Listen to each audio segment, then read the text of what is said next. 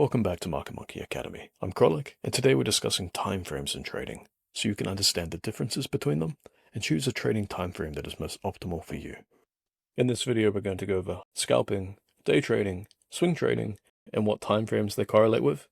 We'll cover the pros and cons of trading these different time frames and understanding how they relate to and encompass each other. We'll also go over how Market Monkey Terminal fits into this picture. Starting off with scalping. Scalping is the lowest time frame that is feasibly competitive for a human being. Anything faster than this starts to get into the high-frequency trading domain, which is dominated by bots and algorithms. Scalpers typically operate on the 1 to 5 minute candle time frame to view their markets, and their trades usually last seconds to minutes depending on the asset traded and its volatility. Scalping is one of the most demanding forms of trading in that it requires a lot of time, discipline, and effort to compete at. It also demands the most precise edge in order to be competitive, with many scalpers using executional tools such as footprints and order flow imbalances. Scalpers must execute their trades with surgical precision and timing if they're to capture the smaller fluctuations in the market and make up for the large amount of fees they incur from their high trading volume and many market orders. It's not all bad though for scalpers. Scalpers benefit from having plenty of opportunity to take many trades a day without having to spend much time waiting for setups or sitting in trades. On top of this, there is a lot of potential for scalpers to be competitive with sophisticated order flow and technical advantages, like with what MMT provides. Scalping is also some of the best hands-on experience you can get on the markets, and is akin to being thrown into the deep end of the pool, where you either quickly learn to swim or you drown. If you're a very competitive, relatively impatient person with lots of time on their hands, who also likes to interface with lots of data, then scalping might be for you. Next up is day trading. Day trading is the middle child between scalping and swing trading. Day traders often operate on the 15, 30, and 60-minute time frames. It is a compromise between the abundance of trades that scalping provides and the relative ease and freedom of swing trading. It is not nearly as demanding as scalping in terms of time or mechanics, but offers far more opportunity to take trades than what swing traders experience.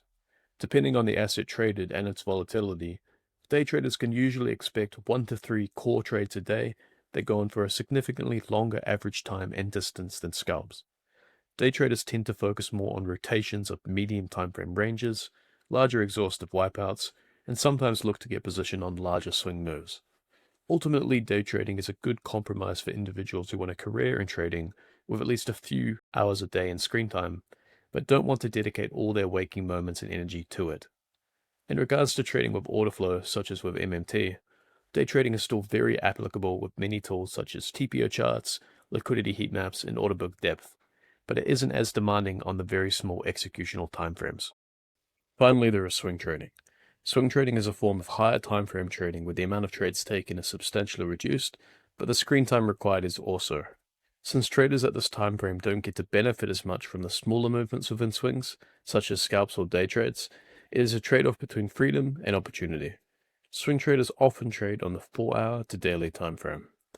At these sorts of time frames, order flow utility is reduced and becomes more about the larger time frame technicals. That being said, it still has relevance for order flow concepts such as higher time frame liquidity and supply and demand regions. Swing trading is suitable for people who don't have as much time to commit to trading or would rather not. It is far less technically demanding and more about being able to sit patiently in good positions for weeks or months. Swing trading is near the tail end of what would be regarded as trading. Beyond this time frame, you start to get into the more positional or investing timeframes, which are more correlated to the larger macroeconomic concerns and fundamental evaluations. It is ideal for people who want active exposure to the financial market's larger movements, but aren't interested in spending much time at all executing trades at their computer. In conclusion, scalping to swing trading is the range where order flow remains relevant, with day trading often being the sweet spot in terms of balance for most people. Outside of this range, the practical utility of manual order flow becomes minimized. It is critical to understand that the markets are fractal, so regardless of what time frame you end up trading, it is always a good idea to recognize the larger encompassing time frames. So for example, if you are a scalper, you want to recognize the day trade context to optimize the likelihood of your scalps. Similarly, if you are a day trader, it's key to recognize the larger swing environment. I personally started off scalping exclusively, and while that was great practice, I eventually moved towards day trading but ended up using my scalping skills to get positioned more effectively onto day trade environments. This has been Krolic with M&T Academy. If you have any questions regarding what sort of trader you want to be, don't hesitate to ask in the Academy and we'll get back to you directly. Thank you for watching.